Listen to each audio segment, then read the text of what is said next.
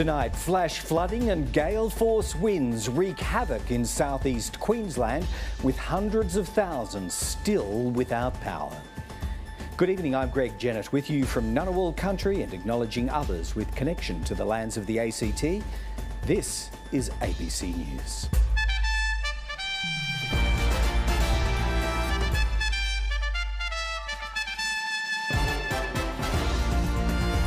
Also tonight, Defence Force personnel seriously injured when two ADF trucks roll in northern New South Wales. Voters in Western Australia deliver Labor a third consecutive term for the first time since the 1980s. And we hear from Canberrans who've been forced to sleep rough about the toll of Australia's spiralling housing crisis.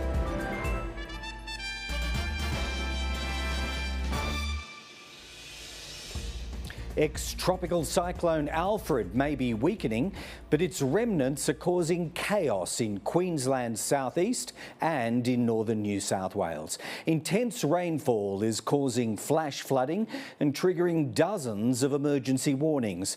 These pictures are from Hervey Bay, north of the Sunshine Coast, which received 300 millimetres of rain today.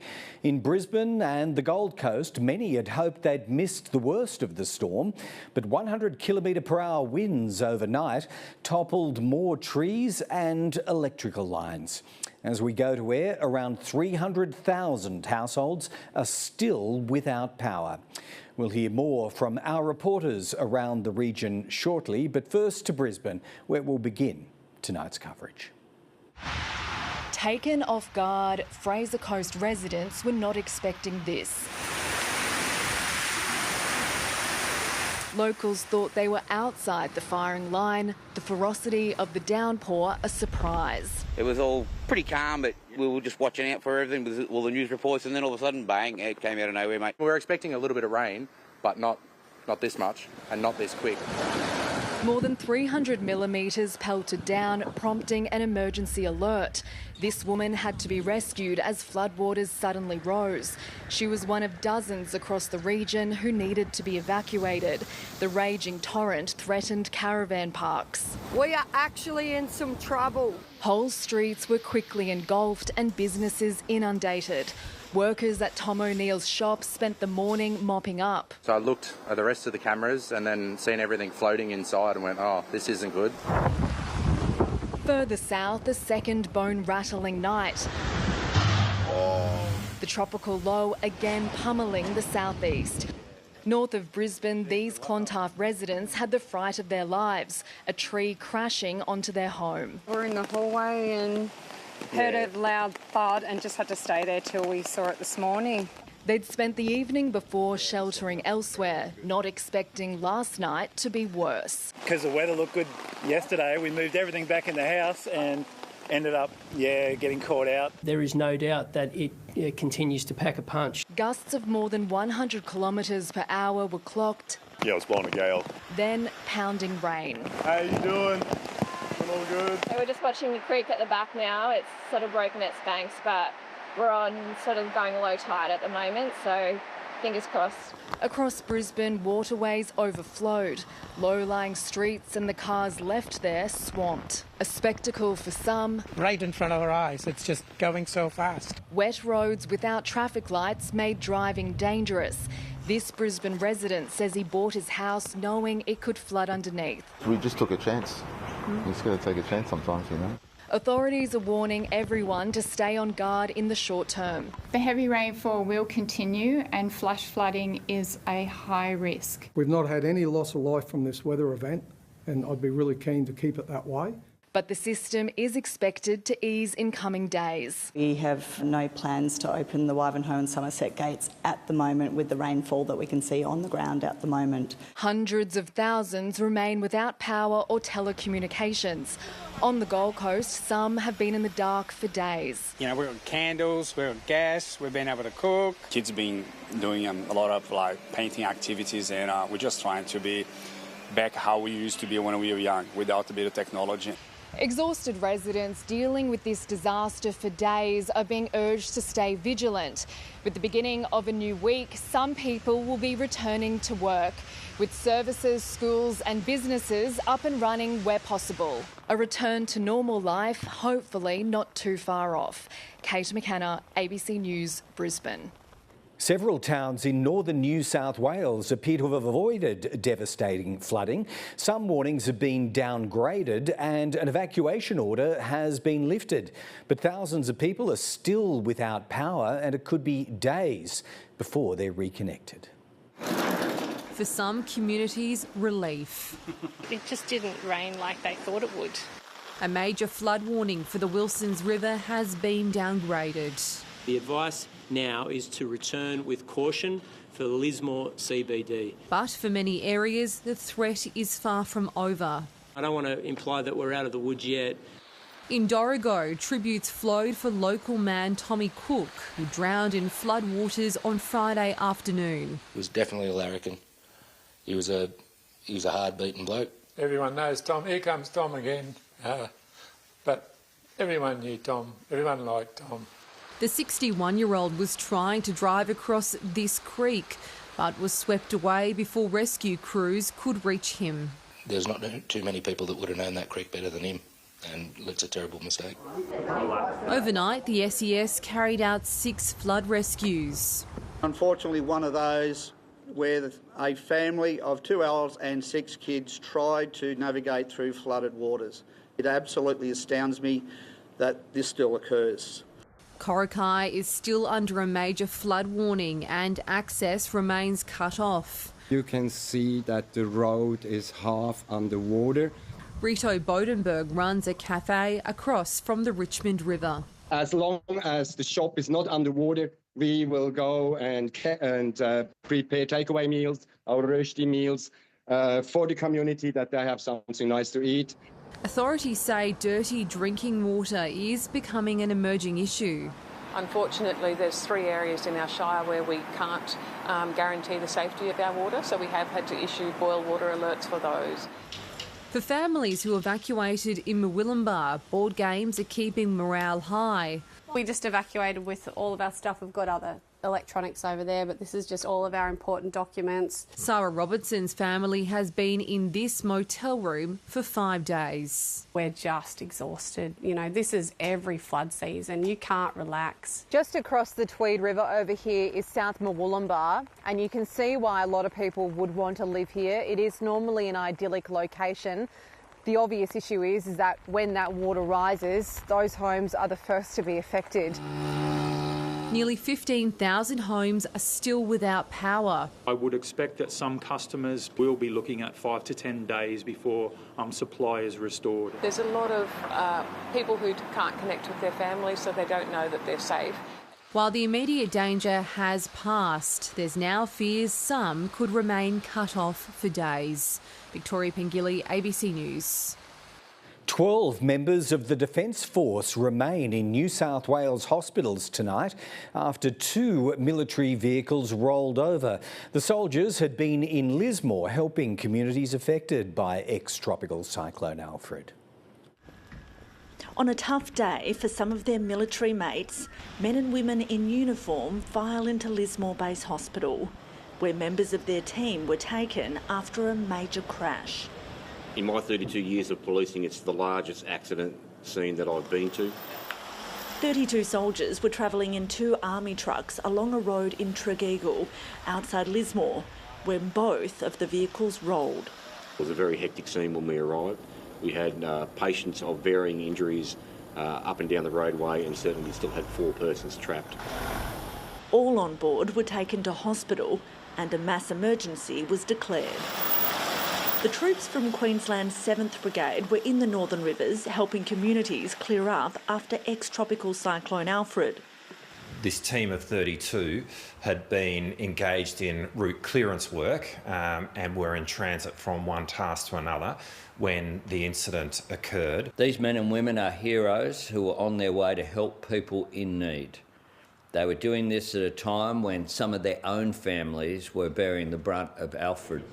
The New South Wales Premier wants to make sure the support keeps coming. I don't want it to dampen the community's need, the state's need, the public's need for help every now and then. This afternoon, a fresh round of help arrived in Lismore as more soldiers from Queensland were given a tour by police, with conditions still treacherous in parts of the town. Visiting paramedics have also been playing a crucial role in northern New South Wales, plucking patients from flood zones with their world-first fleet of ambulances designed to tackle rivers. Our HARA vehicle is able to operate safely in a floodwater depth of 1.2 metres, and there have been multiple crossings at that depth through this deployment. The Prime Minister has praised the efforts of those involved in helping flood-affected communities. Anthony Albanese and the Defence Minister Richard Marles today visited troops in Queensland. It's also expected they'll come here to northern New South Wales in the days ahead. Fiona Willan, ABC News, Lismore. Well, let's get an update now from Queensland, where we have reporter Will Murray, and in northern New South Wales, where Ethan Ricks is standing by. First to Will in Brisbane. It's still not over yet, is it, Will? What's the situation where you are? No, that's right. We waited for some time for the heavy rain from ex-tropical cyclone Alfred to arrive, and it's certainly here now. Here in the Brisbane CBD, we had upwards of 100 millimetres yesterday, and already today we've had more than that again, and it's still very much raining behind me. Now, some low-lying parts of the city have already seen some flooding today, particularly areas around Nunda, Stones Corner, East Brisbane, Carindale and Oxley. And we've just heard word that some severe storms are now heading over Logan and towards the Gold Coast. So we hope that everybody's staying safe there. Now, around 1,000 call-outs for the SES have been made today, mostly for damaged property and fallen trees. We hear that 100 extra police have been deployed across the region and around 850 fire and rescue personnel. Now, looking ahead, it seems that the rain will ease later on this evening, although we are expecting another burst early tomorrow morning. Thankfully, it's not as expected to be as sustained as what we've seen. So hopefully crews can get on with the job of restoring power and the clean-up can begin. But it's still a very anxious wait for a lot of people, because while it is still raining, it means the rivers and the creeks are still rising. Understandably. OK, that's the situation in Queensland. Let's bring in our reporter Ethan Ricks, who's in Grafton in northern New South Wales. Ethan, what's happening there? Well, Greg, the flow-on effect of ex-tropical cyclone Alfred is now starting to be felt in some of the low-lying areas of the state, where authorities have now shifted their attention. The Clarence River here in Grafton has risen dramatically over the last 24 hours, from below 2 metres yesterday to above 5.5 metres today. That makes this a major flooding event in Grafton, and the Bureau of Meteorology is forecasting that will continue to rise into the evening, and this swollen river has certainly captured the attention of many locals here. We'll just watch and act as we hear the warnings, but as far as I'm aware, the warnings are saying that it's not going to go over the levee, so it should be all right. I'm not from here. Only been here for a year, and this is the first time. It's unbelievable. Pretty bad. I reckon it's one of the worst ones. But yeah, like, we still got heaps more rain coming. This area is subject to a number of emergency warnings, and to make people aware of that, the SES says they've knocked on more than 400 doors in the area today. Greg? Ethan Ricks in Grafton and Will Murray in Brisbane. Thanks to both. To other news now, and Western Australia's Labor Party has recorded yet another thumping election victory. The WA Liberals have been left soul-searching after a third consecutive electoral drubbing.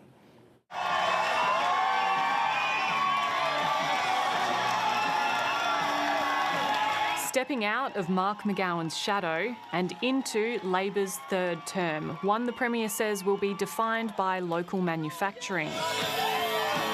Western Australia has voted for a future which is made in WA.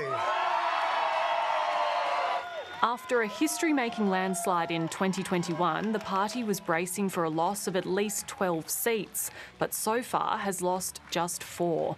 Despite an 18% swing against Labor, it was not a good night for the Liberals. It's been a dramatic result for the Labor Party in Perth. They're doing much better than expected. Liberal leader Libby Mettam leaving the door open for a change of leadership. And it is important that whoever the leader is going forward is the leader going into the 2029 election. Prominent media personality Basil Zemplis will be in the mix after a closer-than-expected win in the seat of Churchlands. The continual rebuild of the Liberal Party now takes its next step, with more numbers, more talent. With another election imminent, both federal leaders are watching WA closely. To put it in context, this is the second largest victory in history in Western Australia. That is quite remarkable for a government seeking a third term in office. Well, look, it's a mixed result in WA. In a seat like Collie, where we've announced the nuclear reactor, there was a 20% swing to the Liberals in that seat. A key takeout from the WA result is that both major parties continue to bleed votes to independents and minor parties, a trend both federal leaders will need to address in the coming weeks. Rhiannon Shine, ABC News. Overseas now, and Ukraine has come under renewed attack from Russia after the US cut off military intelligence to the country. The latest strikes have killed 25 and wounded dozens more. Russian missiles strike the Ukrainian town of Dobropilya, killing 11. The attack coming just 24 hours after Ukrainian energy plants were hit by dozens of missiles and drones. The second strike occurred when the rescuers were on site. 50 people were wounded. The youngest is a 10-year-old girl. It's the latest in a wave of fresh strikes from Moscow after the US stopped sharing military intelligence with Zelensky's forces. Blind without the Americans, Ukraine is struggling to defend itself. Literally every day, Russia proves with its cruelty that nothing has changed for them in Moscow. In Kyiv, dozens gathered near the US Embassy protesting Donald Trump's decision. The long-term consequences will affect everyone, and them equally. We Ukrainians need the support of the American people. Tomorrow, President Zelensky will travel to Saudi Arabia to continue discussions with the Americans. Then, on Tuesday, European leaders will meet again to work out possible ways forward for peace. The Prime Minister says Australia will attend. The invitation coming after he appeared open to potentially sending Australian troops to the region. Thanks for all your service. As I've said, there is no mission at this point in time. You can't have a peacekeeping mission without having peace. We have been invited to this meeting on Tuesday and we will participate. But whatever the outcome, Europe and Ukraine will still need the military might of America. Michelle Rimmer, ABC News.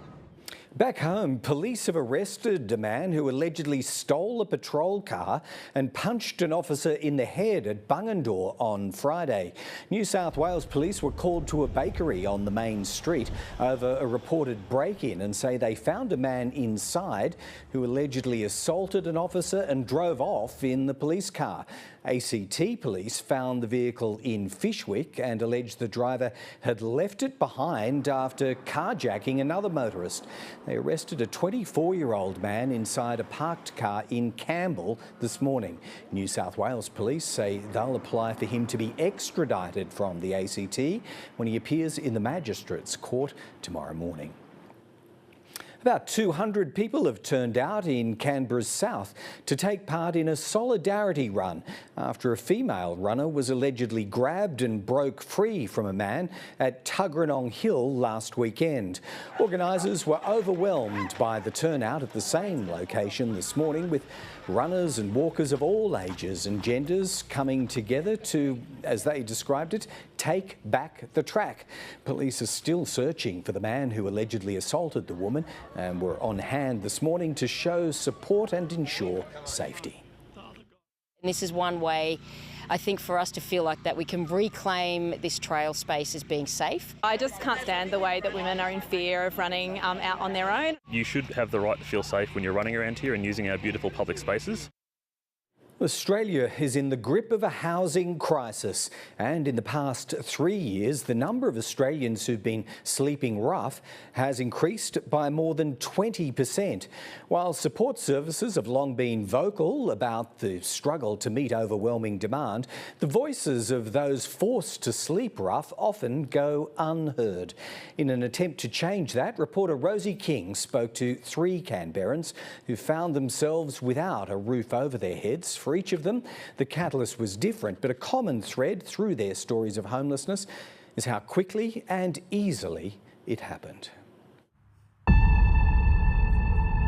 I always say I had 3 houses in a share portfolio, and now I have a car.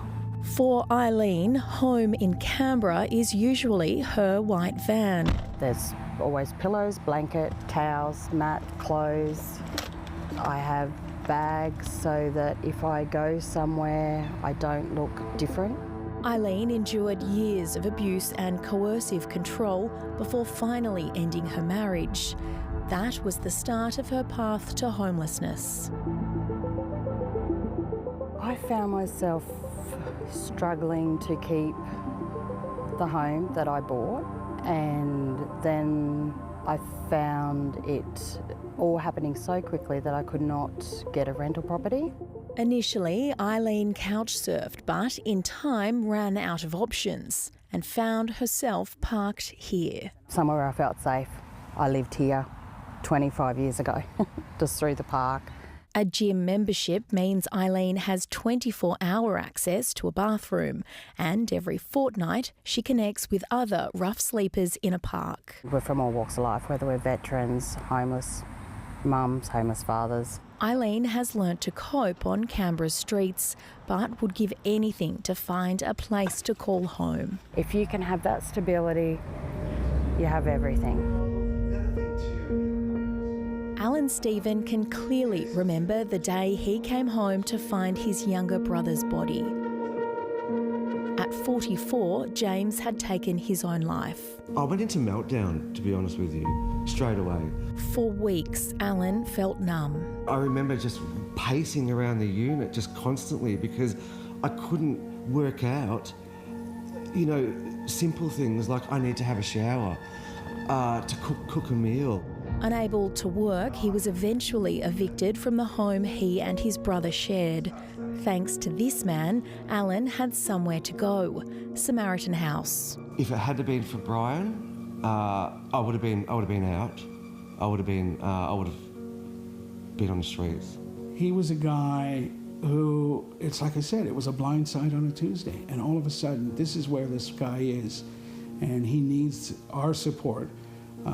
Above and beyond just like, hey, coming out of bed. Moving into crisis accommodation with 12 other men was a frightening prospect, but there Alan found support, home-cooked meals and people with similar stories. There were, in particular, residents I really, really connected with because we're all here because we need to be. 1 year on, Alan has a stable home and is studying community services. I was a public servant, I was able to do my job, but deep down it really wasn't my passion. My passion really was, deep down inside, was to eventually go out and help other people. He'll be coming for your job next. Yeah, and good on him, man, you know, good on him. I wish him all the best. Whether you're raped or stabbed, or you have no idea what's it will take. I mean, you've got no idea the dangers that could happen. It's hard to picture Maya Ratowski sitting under the glow of a street lamp, fearing for her life. But at 15, that was her reality. You don't have anything and you just feel exposed. And I remember being curled up in a ball, and I've got goosebumps now, but you're so scared. The eldest daughter in a traditional Croatian family, Maya's relationship with her parents was volatile. One night during the summer holidays, it escalated and she fled. It's so interesting, your world just changed. Like between one day and the other, it's flipped on its head. For months, Maya mostly slept rough. The hunger was crippling and the lack of basic hygiene filled her with shame. When you're sleeping rough, you have no stability, you have so much uncertainty of the future, if you're even going to make it to the next day, and obviously your mental health deteriorates and you start to think really negatively. Then, on the first day of the school year, everything changed. Maya opened up to a teacher who connected her with support services. Soon after, Maya had a bed at a refuge.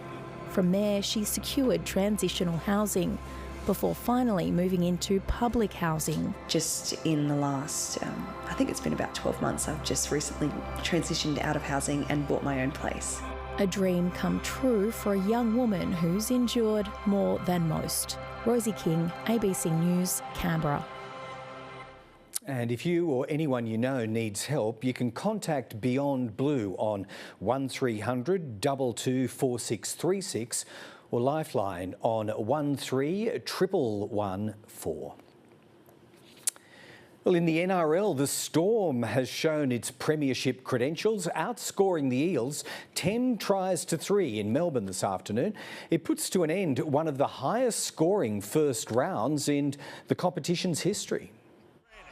In a round that's already seen huge scorelines, the Melbourne Storm said, challenge accepted.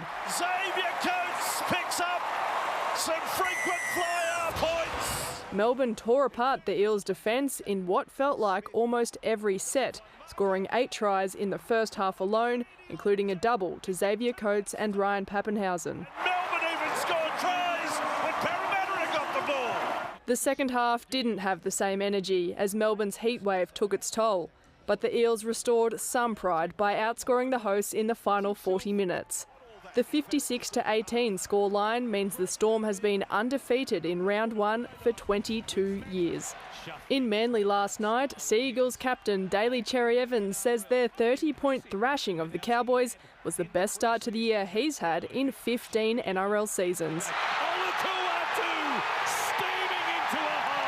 It's nice to get the season off to a great start, but that's all it is.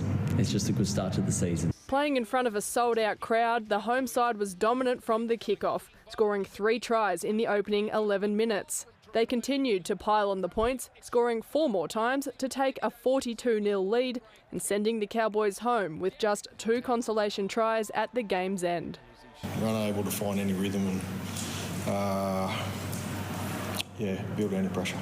Fullback Tom Trbojevic was instrumental in the 42-12 win. Just bursting through those defenders. So was Cherry Evans, who, at 36, is showing no signs of slowing down. Anthea Beveridge, ABC News.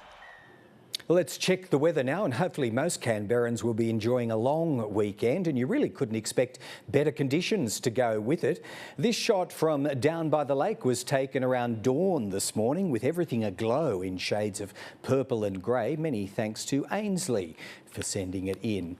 Well, the clouds at sunrise stayed for most of the day, but it was a dry one in Canberra, reaching a top of 30 degrees this afternoon.